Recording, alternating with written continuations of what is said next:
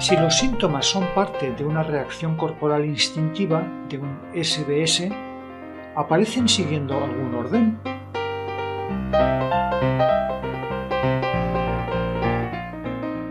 Hammer dice en su segunda ley: todo SBS tiene dos fases, siempre que se alcance la segunda resolviendo el shock biológico.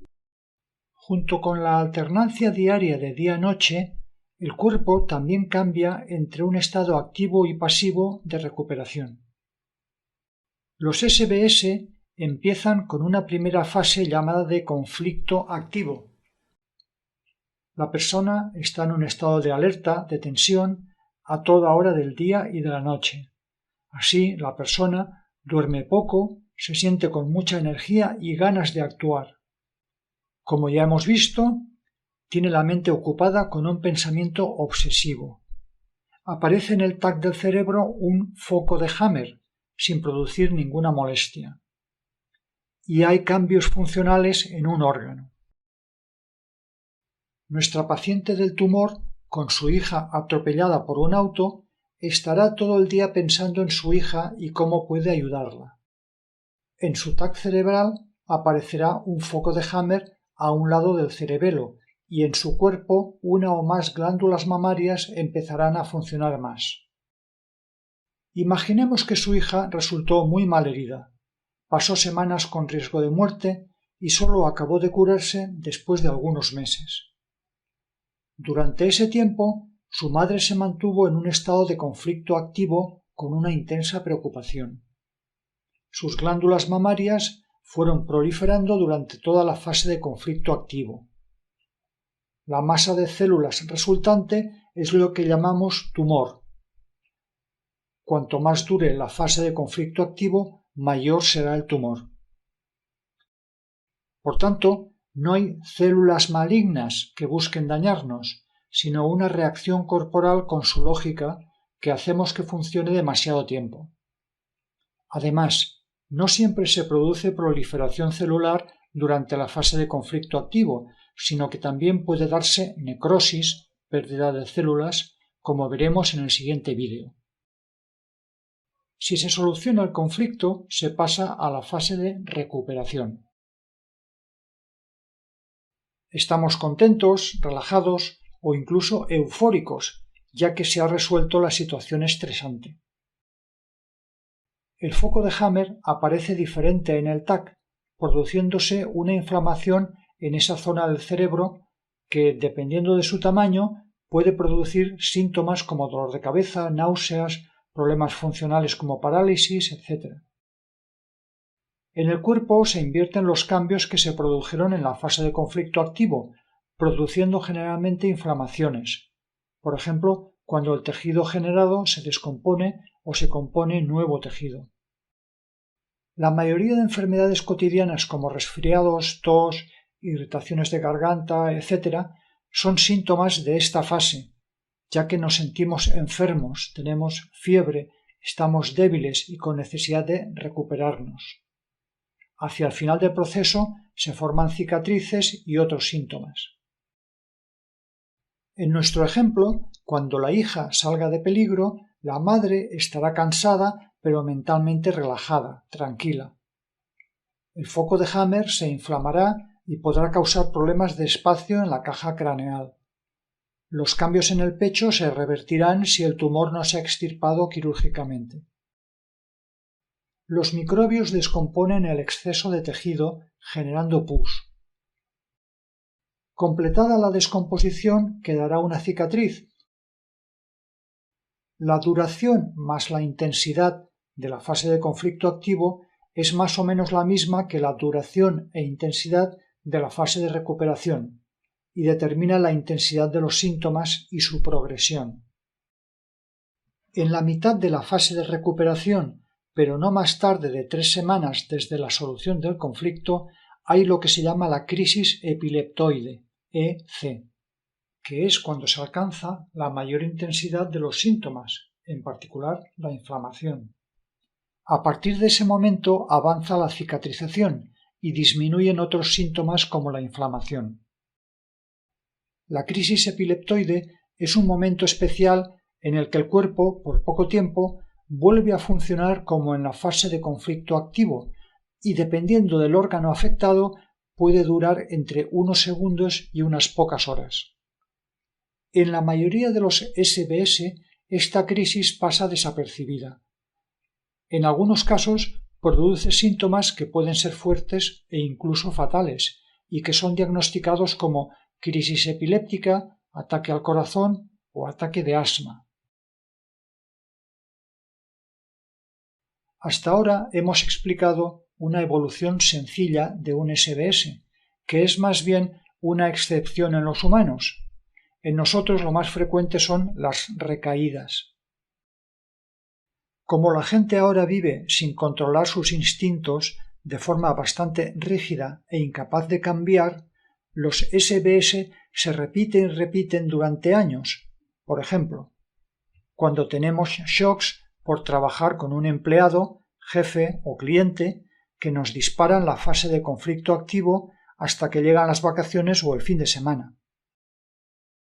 La mayoría de enfermedades crónicas tiene este mecanismo, que puede durar la vida entera si las condiciones no cambian o la actitud del sujeto frente a ellas. En esos casos en que se está reentrando continuamente en la fase de conflicto activo, es difícil o imposible prever la duración de la fase de recuperación. ¿Para qué sirve saber que los SBS tienen dos fases? Hasta ahora hemos descontrolado mucho nuestros instintos, resultando en largas fases de conflicto activo y por tanto grandes síntomas.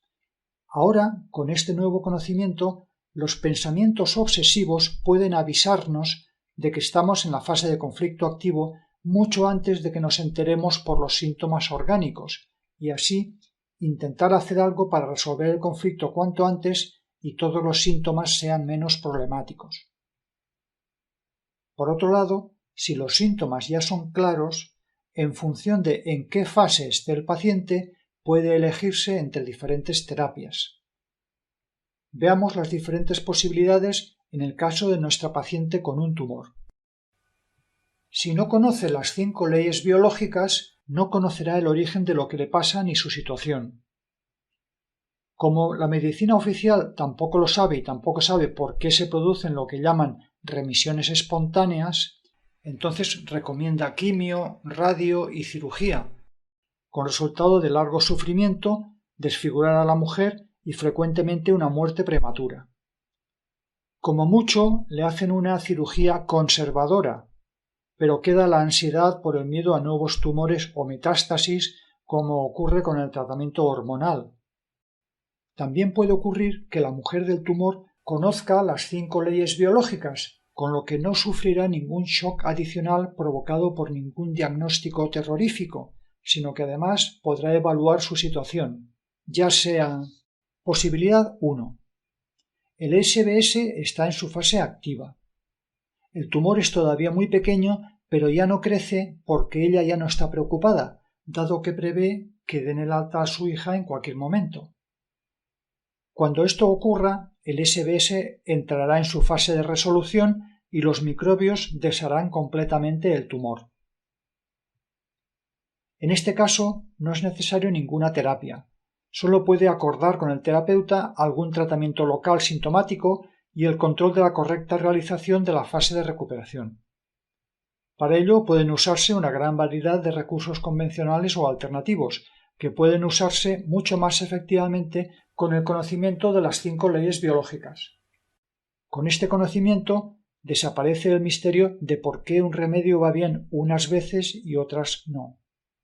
El resultado es una completa regeneración, posiblemente con mínimas cicatrices.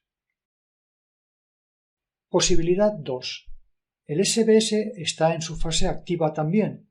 El tumor es pequeño todavía, pero seguirá creciendo porque la mujer sigue preocupada porque considera que su hija no está bien cuidada en este hospital.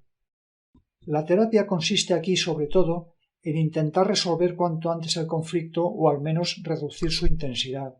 Por ejemplo, llevando a la niña a un hospital en que su madre crea que estará mejor cuidada. Esto reduce la intensidad de la reacción, de forma que el tumor deja de crecer hasta que el conflicto se resuelva finalmente. Aquí, como en el caso anterior, no es necesaria ninguna terapia, solo el control del avance de la reacción del cuerpo. Posibilidad 3. La mujer está en la fase de conflicto activo. El tumor ya empieza a ser grande y seguirá creciendo porque la situación de la hija es todavía inestable. Aquí debería hacerse una cirugía conservadora, ya que en la fase de recuperación se dará una gran formación de pus, reventando el seno y otros síntomas peligrosos por su intensidad. Estos, a su vez, probablemente lleven a nuevos shocks y, por tanto, considerables e incalculables complicaciones.